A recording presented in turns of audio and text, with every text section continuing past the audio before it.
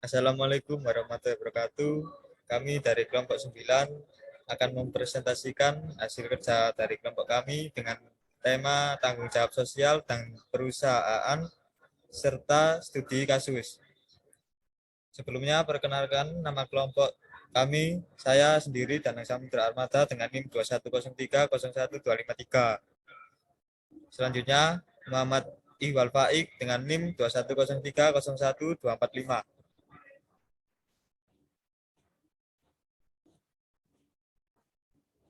Pengertian Corporate Social Responsibility atau CSR. Perusahaan akan merasa kesulitan jika masih menggunakan paradigma lama itu mengajar keuntungan yang setinggi-tingginya tanpa mempedulikan kondisi masyarakat sekitar, karena ini akan memicu kecemburuan sosial dari masyarakat sekitar. Yang kedua, pemikiran yang mendasari Corporate Social Responsibility atau CSR sering dianggap inti dari etika bisnis adalah bahwa perusahaan tidak hanya mempunyai kewajiban ekonomis dan legal kepada pemegang saham. Jadi dapat disimpulkan bahwa setiap perusahaan mempunyai 3 tanggung jawab yang harus dipenuhi, yaitu 1. Tanggung jawab ekonomis mencari profit. 2. Tanggung jawab hukum mentaati peraturan perundang-undangan yang berlaku. 3. Tanggung jawab sosial. Menciptakan tanggung jawab sosial itu dapat dimulai dari lingkungan di dalam perusahaan, internal dan eksternal.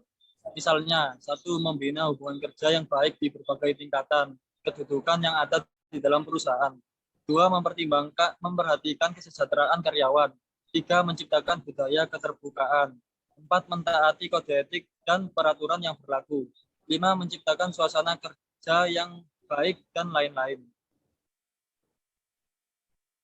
Ada 4 kekuatan yang mempengaruhi tanggung jawab sosial, yaitu yang pertama pelanggan, kedua iklim investasi, ketiga masyarakat sipil, keempat lingkungan kerja, 5 tempatnya bisa menjadi tekanan bagi perusahaan untuk melakukan tanggung jawab sosial kepada lingkungan.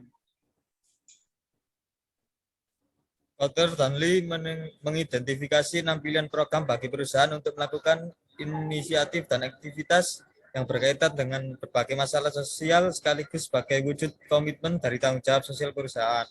Keenam inisiatif sosial yang bisa dieksekusi oleh perusahaan adalah 1. Kaus promotion, 2. Kaus release marketing, 3. corporate social marketing, 4. corporate philanthropy, 5. Community volunteering, 6. Socially responsible business practice. Dari sudut pandang korporat, Carol et al. Tahun 1996 mengemukakan bahwa alasan perusahaan untuk menganut konsep CSR adalah sebagai berikut. 1. Perusahaan ingin berperan sebagai anggota masyarakat yang baik atau corporate citizenship. 2.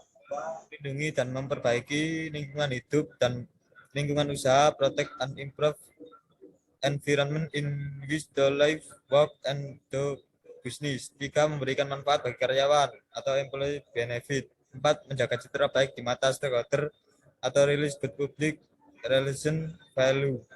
5. Menunjang konsep pluralisme atau pluralistic society.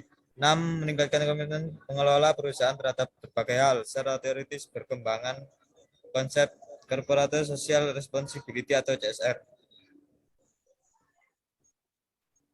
1. Konsumen dalam bentuk penggunaan material yang ramah lingkungan, tidak berbahaya, serta memberikan informasi dan petunjuk yang jelas mengenai pemakaian yang benar atas produk-produk perusahaan, termasuk informasi atas suku cadang dan pelayanan, rumah jualan, serta informasi yang lain harus diketahui konsumen.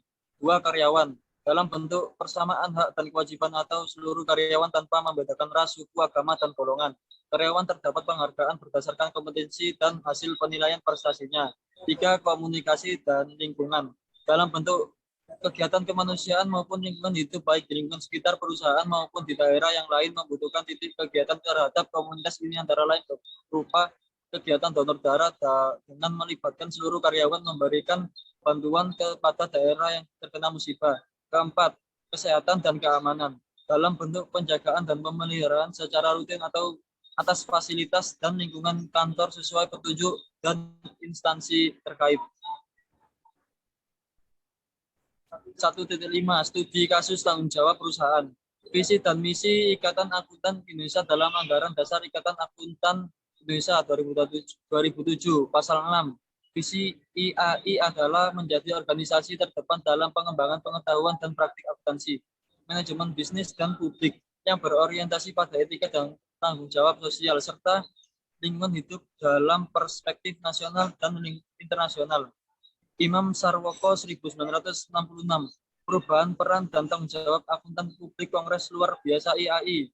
Penelitian ini menunjukkan bahwa peran dan tanggung jawab akuntan publik kian meningkat karena masyarakat pengguna jasa akuntan publik dapat menuntut jika merasa dirugikan. Sekian presentasi dari kelompok kami. Maaf jika ada salah kata. Sekian dan terima kasih. Wassalamualaikum warahmatullahi wabarakatuh.